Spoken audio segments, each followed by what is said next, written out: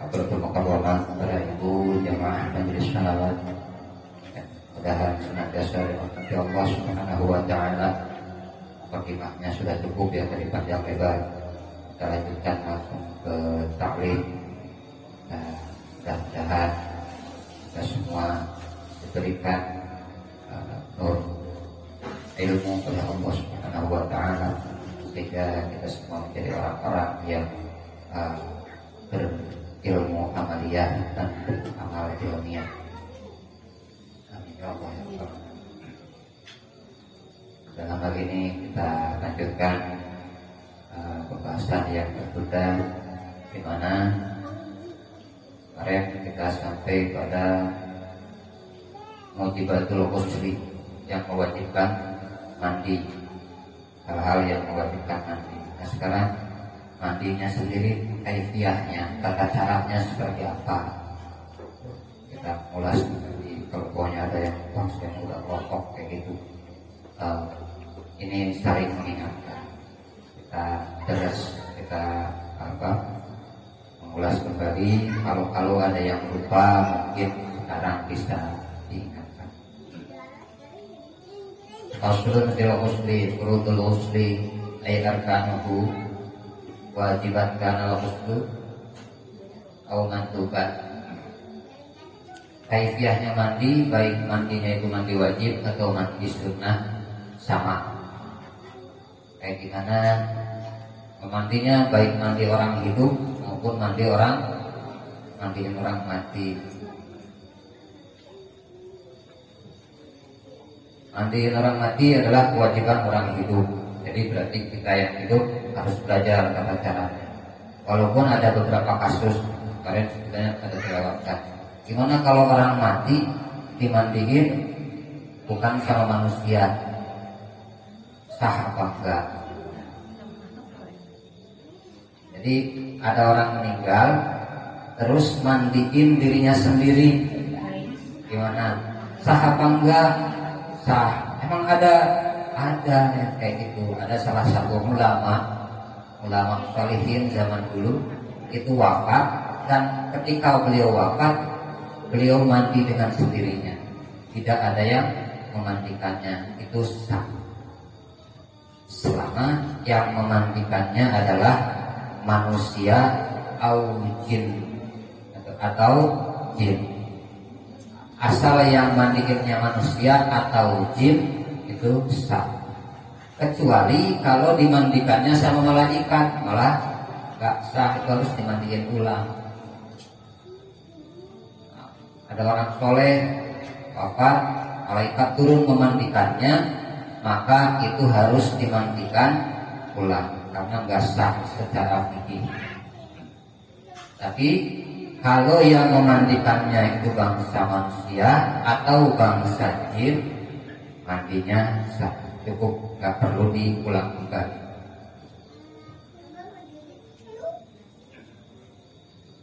Kaifiyahnya mandi, baik mandinya orang hidup, mandi diri sendiri maupun memandikan jenazah, itu sah. Yang pertama al-awwalu an-niyatu. Yang pertama adalah niat. Niatnya kayak gimana? Ka'ayyam liyal junubi raf'al jinabah. Sama dengan niat-niat lain. Niat itu adalah qasdu syai'in muqtaronan bi fi'lihi. Jadi harus muqtaronan bi fi'lihi, berbarengan dengan kita mengerjakan mandinya tersebut. Jadi kalau umpamanya kita mandinya udah setengah badan baru niat, itu harus diulang lagi yang setengah terdahulu, karena tidak termasuk mandi yang diniatkan. Itu jadinya mandinya mubah. Jadi harus muqtaronan bi fi'lihi, berbarengan. Nawaitu bersamaan dengan air ngalir. Baik memulai mandinya itu dari bawah atau dari atas. Pokoknya ibu-ibu takut kalau saya mandi dari atas takutnya ngebul, dari bawah aja. Nah, kan gitu. Di artikel-artikel kan gitu. Mandi itu harus dari bawah biar uapnya naik ke atas. Artikelnya nulis siapa? Gak tahu. Pas ditelusuri tahu-tahu orang Green Presbyterian. Gak ada basic medis. Jadi kadang-kadang kita gitu, terpengaruh dengan artikel di internet, padahal yang menulis belum tentu orang yang berkompeten, belum tentu orang yang ahli di bidangnya. Demi konten sekarang apa aja dilakukan. Naik gunung resikonya jatuh, dan jatuh beneran, kontennya nggak dapet, matinya dapet. Sekarang makanya kita hati-hati ketika belajar melalui internet. Karena apa? Keterangan menjelaskan al-ilmu bila syaikhin fa syaikhuhu syaitanun. Ilmu tanpa guru maka gurunya adalah setan. Makanya kita belajar ibadah tanpa guru, baca buku, akhirnya ibadahnya diarahkan, dibelokkan sama setan, karena yang menggurui orang tersebut adalah setan. Makanya harus ada ijazah, harus sanadnya nyambung sanadnya dari guru ini ke gurunya, ke gurunya, ke gurunya sampai kepada Rasulullah Shallallahu Alaihi Wasallam. Rasulullah dari siapa? Dari malaikat Jibril. Malaikat Jibril dari siapa? Itu beliau membawakan wahyu atas perintah Allah Subhanahu wa Ta'ala. Jadi harus ditelusuri dulu gurunya, jangan sampai terputus di situ.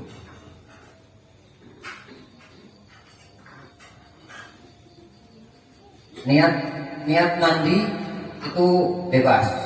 Niatnya proses, artinya disesuaikan. Kayak dia junubi, umpamanya orang junub niatnya nawaitu raf'al jinabah, nawaitu usla li raf'il jinabati, itu dasar. Atau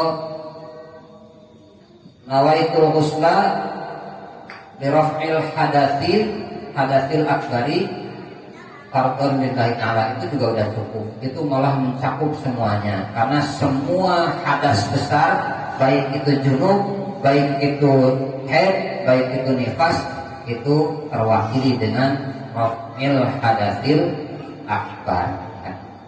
Niat saya mandi dengan tujuan mengangkat hadas besar. Kita nggak usah nyari yang muter-muter panjang. Kalau ada yang singkat, yang simpel aja. Nawaitu raf'al hadasil akbar. Jadi dibiasakan ketika beragama nyari yang simpel-simpel. Kalau ada yang mudah, cari yang mudah. Jangan mau yang ribet-ribet. Ada yang ngajak ribet, wah nyari saya yang lebih mudah lagi. Karena syariat diturunkan adalah untuk mempermudah segala urusan umat, bukan untuk mempersulit. Jadi kalau ada yang ngajak ribet, jangan-jangan nggak sesuai. Kita harus ini lagi. Nawaitu raf'al hadatsil akbar, itu udah cukup. Atau nawaitul ghusla li raf'il hadatsil akbar. Nawaitul ghusla li raf'il hadasil junubi atau li raf'il jinabati. Nawaitu raf'il jinabah, itu juga bisa. Niatnya bebas-bebas aja. Nah, ketika kita niat mandi wajib, maka itu sudah mencakup semua hal yang sunnah. Kita bisa melakukan artinya membebaskan kita melakukan hal-hal yang sunnah. Tapi ketika kita niat mandinya sunnah, maka itu tidak menghalalkan kita melakukan hal-hal yang wajib. Contoh, kita dalam keadaan berjunub masuk waktu sholat Jumat, terus mandi, niatnya nawaitul ghusla li sholatil jum'ati atau li yaumil jum'ati. Niatnya niat mandi sholat sunnah mandi Jum'ah, itu tidak menggugurkan hadas besarnya. Nah, emang ibu-ibu dapat itu pahala mandi Jum'ah? Ya dapat kalau mau, kalau nggak mau ya nggak dapat. Jadi siapapun yang melakukan kesunahan mandi di hari Jumat, insya Allah dapat pahala nanti Jumat. Yang kedua, jadi fardunya wudu ini atau kaifiahnya wudu, furudul wudu'i isnani, furudul ghusli. Furudul ghusli isnani, fardunya adus, fardunya mandi itu ada dua. Satu niat, yang kedua hanya ta'mimul badan bilma. Membasuh seluruh tubuhnya dengan air. Zahiran, seluruh tubuh yang zahir. Lalu untuk siapa? Untuk yang hidup apa untuk yang mati? Sama, yang hidup maupun yang mati, asal diguyur pakai air dengan niat nawaitul uslah dirafnil hadatsil akbar. Kalau untuk jenazah nawaitul uslah listibahatis sholati alaihi. Itu udah cukup, diguyur doang, yang penting airnya rata ke seluruh tubuhnya udah cukup. Tapi terus pokoknya ada yang bilang, di tempat saya ada bak gede gitu, atau ada empang gede. Kalau saya niat mandi langsung nyebur gitu, itu sah apa enggak? Ya sah aja, selama airnya tidak berubah. Kecuali ibunya mandinya habis dibalurin tinta, nyebur ke air, airnya berubah, berarti itu nggak sah. Atau mandi saya mau langsung nyebur, niat aja niat mandi di dalam, itu sah selama seluruh badannya terbasuh. Kecuali kalau jenazah nggak boleh dicelupin, biar nggak ribet, celupin aja gitu, nggak boleh, karena itu termasuk menghinakan jenazah. Nggak boleh kita menghinakan jenazah, kita harus memuliakan jenazah. Termasuk ketika kita melakukan kesunahan-kesunahan. Pokoknya ada pertanyaan, kalau memang cukup mandi itu cukup dengan dibasuh air begitu aja, kenapa pada saat memandikan jenazah ribet banget kayak gitu? Itu adalah ditambah dengan kesunahan-kesunahannya sama afdoliyahnya. Jadi dibasuh aja itu udah cukup. Nah, terus yang hal-hal lain yang kecil-kecil yang dilakukan itu adalah afdol dilakukan. Kita bersihkan dulu batnihi, perutnya, isi perutnya dibersihkan. Tujuannya biar jangan sampai ketika jenazah itu sudah dibawa ke tempat yang suci, najisnya keluar lagi, kita lagi yang ribet. Karena harus mengganti kafan yang sudah disediakan. Gak boleh kafannya najis.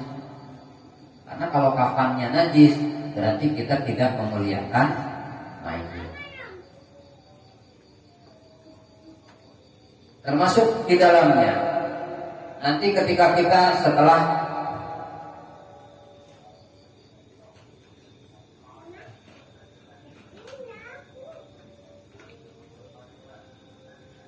wa minhu al-afu, dan yang termasuk dari badan, yang dimaksud dengan badan itu termasuk hidung, lubang hidungnya, termasuk syahrun, rambutnya, di sela-sela yang tebal, yang panjang itu rambutnya harus terbasuh semua. Jangan pada saat mau mandi wajib rambutnya malah digelung, sayang banget ini kena basah. Tapi diurai terus dibasuh dan di sela-sela sampai, dan disunahkan menggosok-gosok badannya. Pakai apa? Gak harus pakai sitrin. Kalau sekarang nyari sitrin atau daun bidara itu susah. Daun bidara yang dimaksud oleh para ulama adalah daun bidara yang daunnya halus, permukaan daunnya itu halus, dan ketika digosokkan ke tubuh itu membersihkan kotoran, tidak melukai tubuh. Itu jarang sekali tumbuh di dataran yang di luar Eropa. Jadi daun bidara yang dimaksud adalah daun bidara yang tumbuh di dataran Eropa sana. Permukaannya halus, membersihkan kotoran, dan aromanya wangi. Tuh. Kalau daun bidara yang tumbuh di Indonesia itu permukaannya kasar, Kalau digosokkan ke kulit, insya Allah luka. Jadi itu malah nggak sunnah kalau dipakai. Jadi sidrin yang dimaksud adalah sidrin yang permukaannya halus, bukan permukaannya kasar. Nah kalau di Indonesia kita nggak harus nyari susah-susah, nyari daun bidara dulu sono, itu kelewat waktu sholat berapa kali. Jadi daripada susah-susah nyari daun bidara ke sono-sono, lebih baik beli sabun. Sabun insya Allah lebih membersihkan. Udah dipermudah dengan teknologi, dipermudah dengan produk-produk kekinian. Kita masih aja ribet dengan mencari sesuatu yang bersifat masa lalu. Lalu masih diingat. Itu zamannya Rasulullah dulu disarankan dengan sidrin daun bidara. Karena apa? Karena pada saat itu belum diproduksi sabun. Kalau pada saat itu sudah ada produksi sabun, Rasulullah menyarankannya sabun. Zaman dulu nggak ada sabun, yang ada lumpur, padang pasir, gosok-gosok panas. Makanya disarankan sidrin.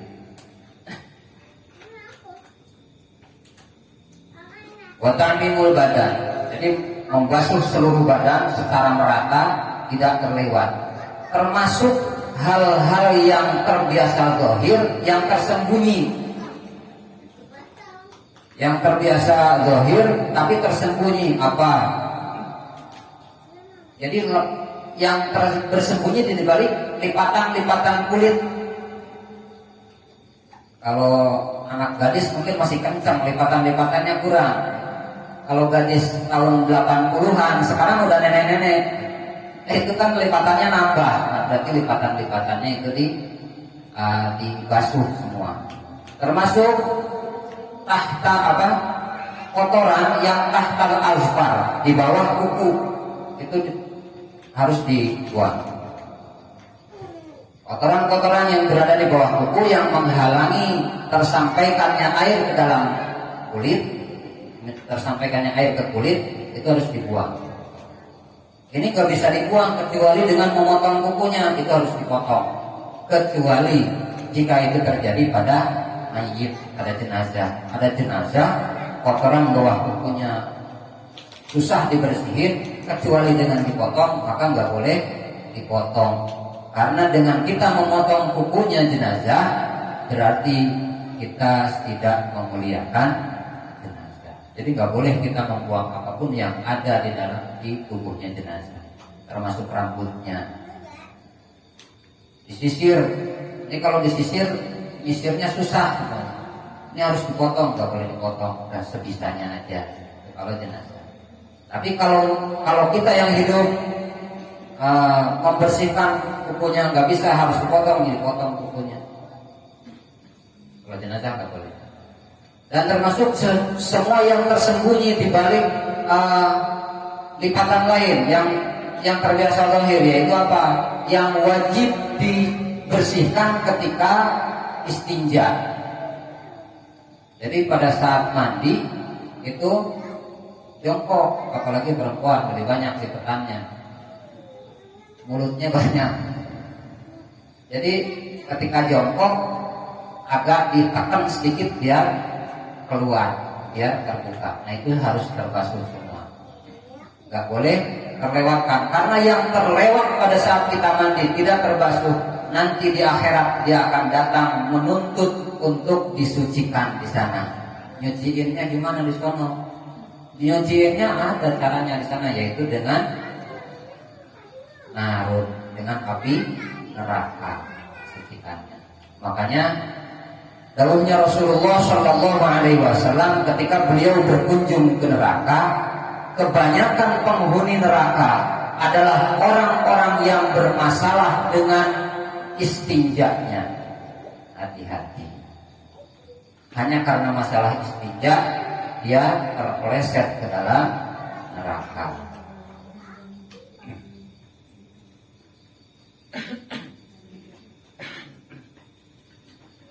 Lalu jenazah yang tadi nggak bisa dibersihkan tersebut berarti mandinya nggak sempurna.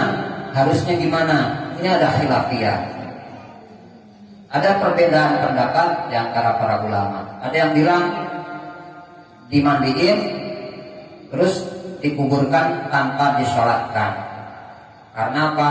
Karena mandi jenazah itu listibahatis sholat. Kalau mandinya nggak sah, berarti nggak halal untuk disolatkan. Nggak sah sholatnya. Sebagian ulama lain, kalau mandinya nggak sempurna, dimandiin juga, ditayamumin juga, fayutammima, ditayamumin untuk menyempurnakan mandinya. Lalu disolatkan lid darurah, sholatnya sholat darurat, jadi bukan sholat sempurna. Kaifiah sholatnya sama aja, cuma hukumnya sholatnya sholat darurat. Sebagaimana sholatnya orang hidup yang faqidut tahurain. Orang hidup, orang kita mau sholat, tidak ada air, tidak ada debu untuk sholat, maka untuk tayamum, maka kita tetap sholat li hurmatil waqti namanya. Nah, setelah selesai setelah kita bertemu dengan air dan bisa wudu, sholatnya diulang lagi. Nah, sama halnya di jenazah. Terus gimana nanti ketika sudah dikuburkan, berarti harus disolatkan lagi? Ya nggak perlu, cuma hukum sholatnya sholat darurah kafaqidut tahurain. Sebagaimana sholatnya orang-orang yang tidak bertemu dengan media untuk berwudu. Kesunahan mandi itu banyak. Kesunahannya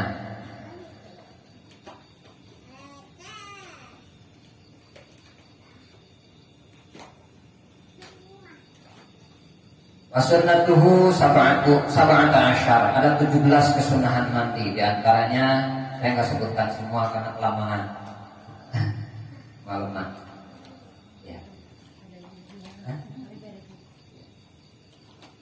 Sebagian aja. 17 kesunahan mandi, diantaranya adalah al-wudu. Bismillah dulu, bismillah, setelah baca bismillah terus kita berwudu. Lalu setelah berwudu kita membersihkan kotoran-kotoran yang menempel di dalam tubuh, termasuk najisnya harus dibersihkan dulu. Apalagi jika itu najis mughalladah.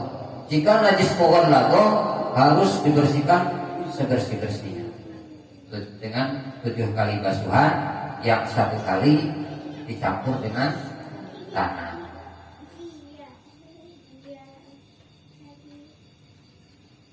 Ditambah lagi buat takhlil lisya'ri, rambutnya di sela-sela tadi biar merata seluruh tubuh.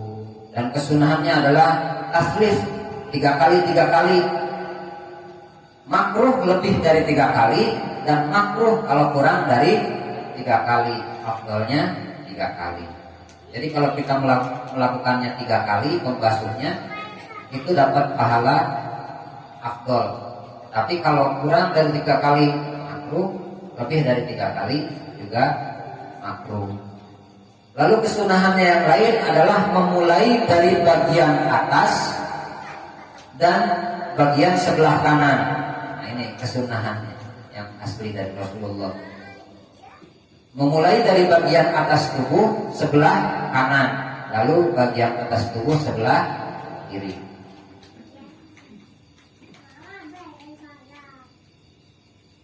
Wasyahadatani akhirih, mengucapkan kalimat syahadat setelah selesai mandi, dan lain-lain. Mudah-mudahan lain kali bisa disambung kembali, bisa disempurnakan lagi. Mohon maaf atas segala kekurangan, dan terima kasih atas segala perhatiannya. Mudah-mudahan bermanfaat bagi kita semua, jadi pahala jariah bagi para guru, para mustamif, mu'alif kitabnya. Dan mudah-mudahan menjadi sebab kita semua bagian dari orang-orang yang tafaqquh. Billahi taufiq wal hidayah wal ridha wal inayah. Wassalamualaikum warahmatullahi wabarakatuh. Waalaikumsalam. Bismillahirrahmanirrahim. Ibadallah rijalallah, aghithuna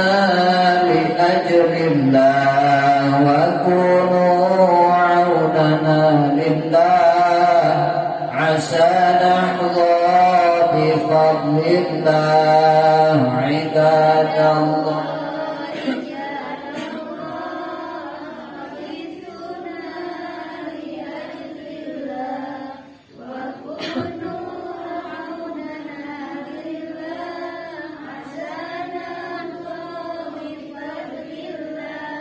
ويا أقطاب ويا أنجاد ويا سادات ويا أحباب وأنتم يا أولي الألباب تعالوا وانصروا لله عباد الله أغيثونا بأجل الله وكونوا عوننا لله نحظى بفضل الله سألناكم وبالزلفى رجوناكم وفي أمر قصدناكم فشدوا عزمكم لله عباد أغيثونا بأجل الله وكونوا عوننا لله عسى بفضل الله فيا ربي بسادتي تحقق لي إشاراتي عسى تأتي بشاراتي ويصفو وقتنا لله عباد الله رجال الله أغيثونا بأجل الله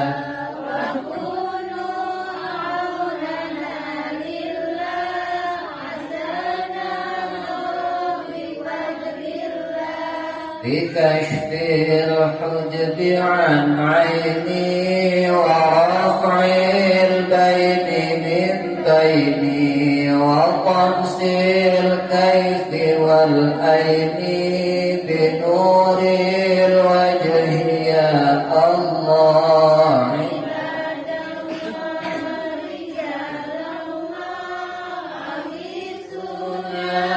لأجل الله